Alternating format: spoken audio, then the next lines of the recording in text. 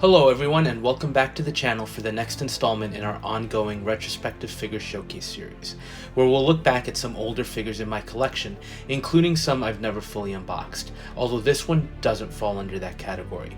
But with the release of the latest Indiana Jones movie, I thought it would be nice to take a look back at the Indy DX05 by Hot Toys from Raiders of the Lost Ark.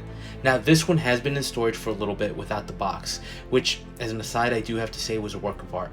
If you ever had a chance to see those early DX boxes, Hot Toys put a lot of effort into them and they were really amazing. And the one for Indy actually had a leather-like texture to it. And what's more, it was a fully loaded up release. So before jumping into the figure, let's talk about Indiana Jones. I love these movies growing up.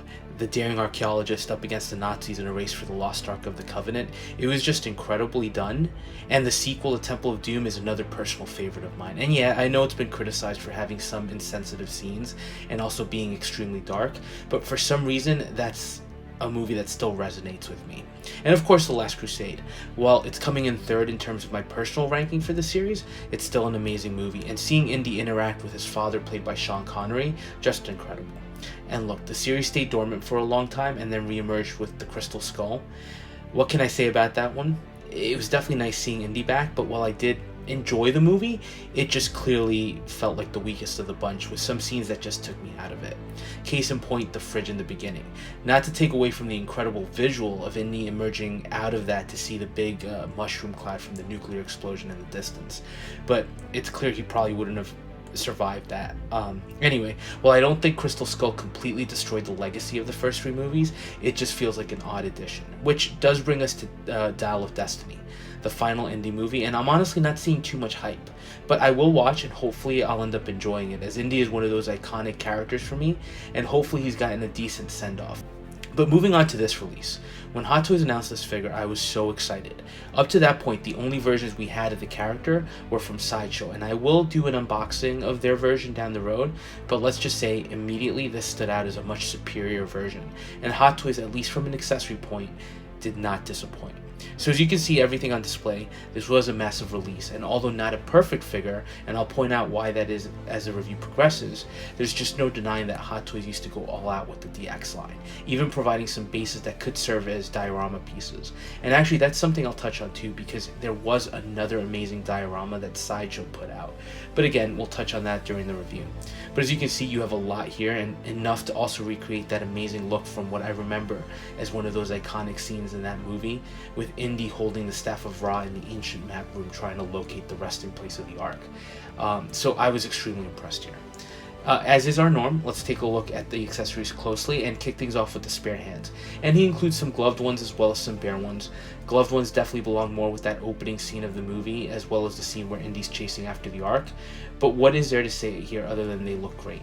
Gloved hands have a lighter brown paint app to them and look like real leather, and have some nicely detailed stitch details. And then the bare hands look great as well, although there are some slight seam lines as Hot Toys glued some elements together. Not something that's totally perceptible unless you're really staring at these closely, but it just shows how the figure technology has evolved over the last few years. Next up, you get his classic fedora and an alternate hair piece that attaches to the figure via magnets. Now let's start with the fedora. It is a hard plastic piece with a fabric strap, and it looks good, and at least being plastic, it won't result in any color staining on the figure sculpt. Now the alternate hair piece has some decent detail work as well, and it serves two purposes. First of all, removing the hairpiece allows you access to the rolling eye system, but second, it allows you to have the figure wear the fedora or the headscarf. So while decent pieces, most of the time they'll be hidden from view. Next up, you get his whip and his messenger bag.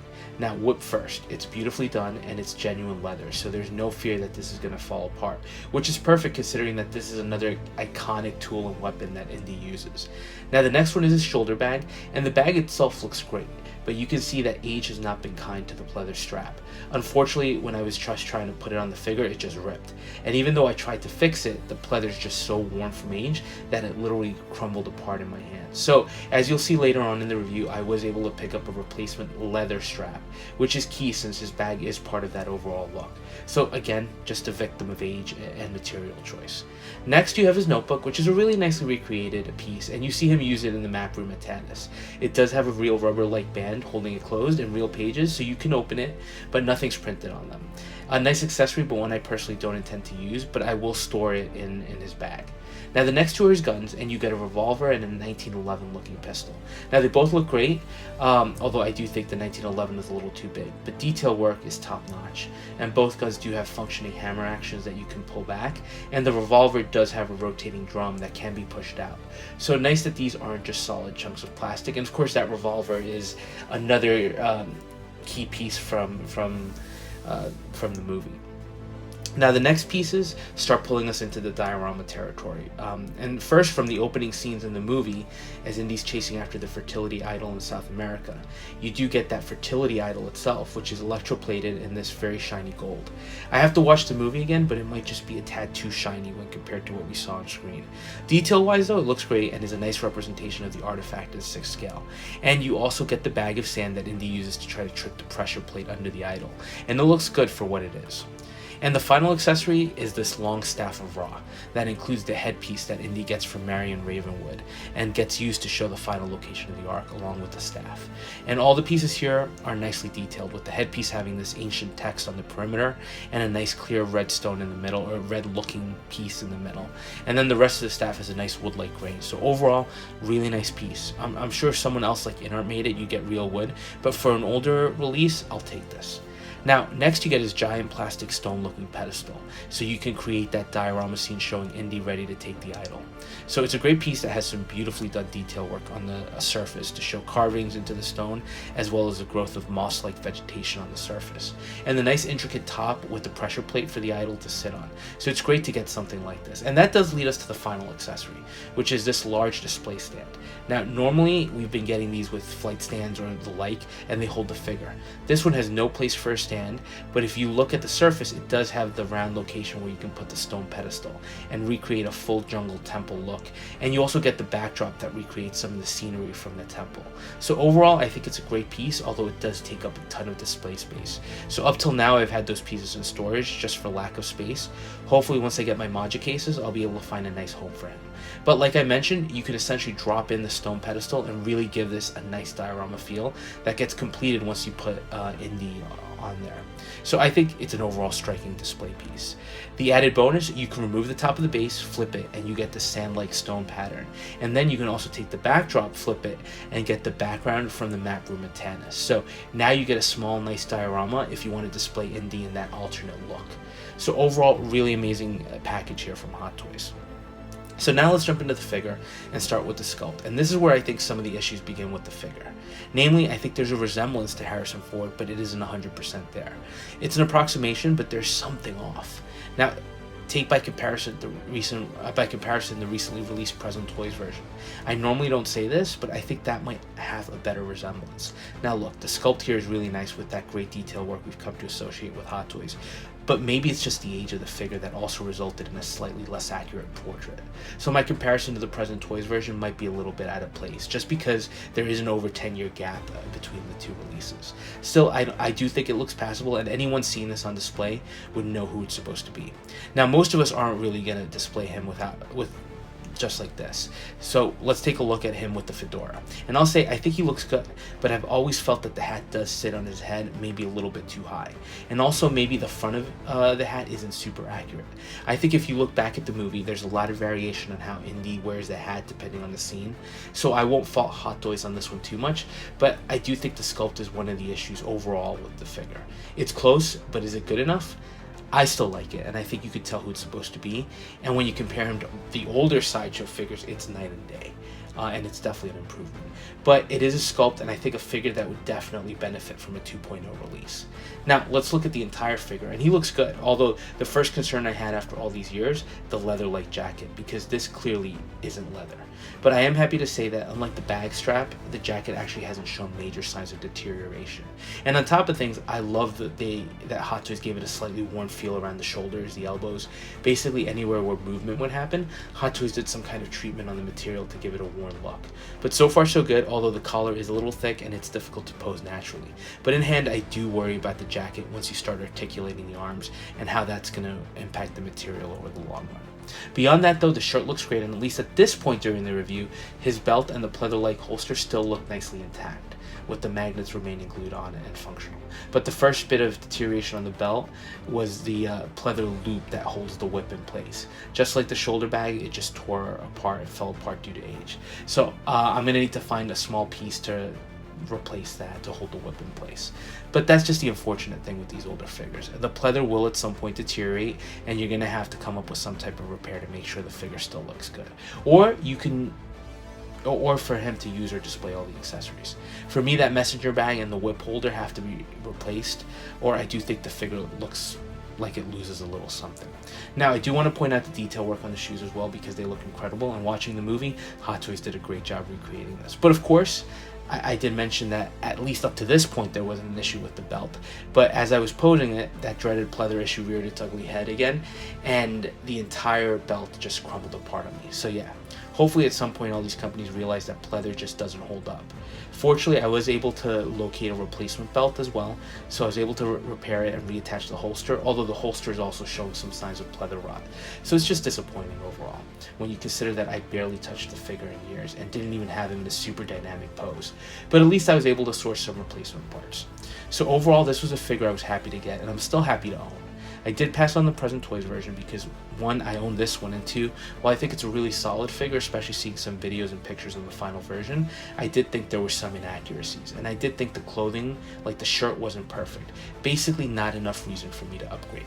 But look, this figure has tons of possibilities. I mean, with the jacket on and with the gloves, you can recreate the scenes of him at the Temple of the Fertility Idol, either just standing there or looking at the idol, or even recreate that moment where he's getting ready to make the switch with the sandbag. Or of course, if you don't have the display stand, you can get him looking great like he's chasing down the Ark in the German convoy, or take off the jacket and you get a version of him from the marketplace in Cairo where Marion gets kidnapped. And of course, with the Staff of Ra and his desert outfit, you can generate an entirely different look. Now, the alternate look is interesting because, like I mentioned before, it's really, I think, iconic, and it's always one of the main scenes I remember from the movie, with John Williams' epic score playing as the sun starts reaching the location where it's going to hit the staff, and then culminating in that great moment where the beam of light pinpoints the location of the Ark. So great to be able to recreate that. But if you were able to, and this is an aside, Sideshow had a gorgeous diorama piece that was actually the floor of the map room at Tanis, with a full wall including all the carved hieroglyphs and the map room itself with all the small buildings. And it was clearly meant to be a companion piece to this figure. If memory serves, it was massive, and at the time I passed on it as I just didn't have the display space. Now, going back, I wish I had it, but this is such a rare piece nowadays, and I think right now there's one on eBay going for $1,500, so way too rich for my taste. But if you are lucky to have this piece, I would love to see your pictures, because I have to imagine as a display, this would look incredible. It would definitely take up a lot of space, but I'm sure it's probably worth it. And also, getting the head, and also now, just go back to the figure as a little note, getting that headgear on him, the headscarf, it's a little challenging, and I do think it also sits a little too high on the figure's head. But still, I think this look overall is pretty amazing. For me, I've had him on display just standing in his leather jacket, but once I get the cases in, I'll have to really think about how I want him to look.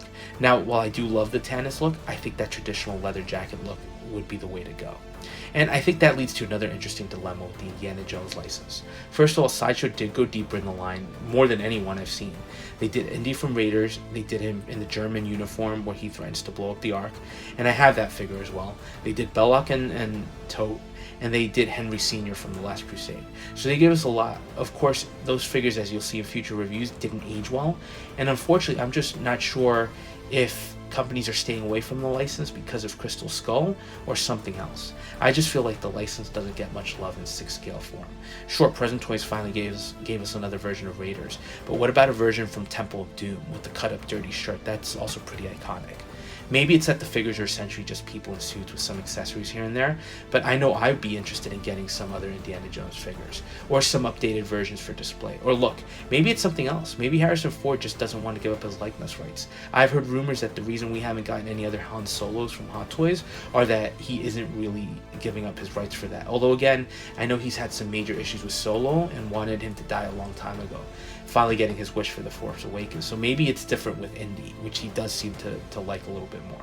Who knows, but I would love to get some updates or remakes. For now though, I do feel like this version, even with its issues, probably remains the best version we've gotten of Indiana Jones in 6 scale format. And with all the diorama elements, I think he's a figure that's going to stand out in a heartbeat.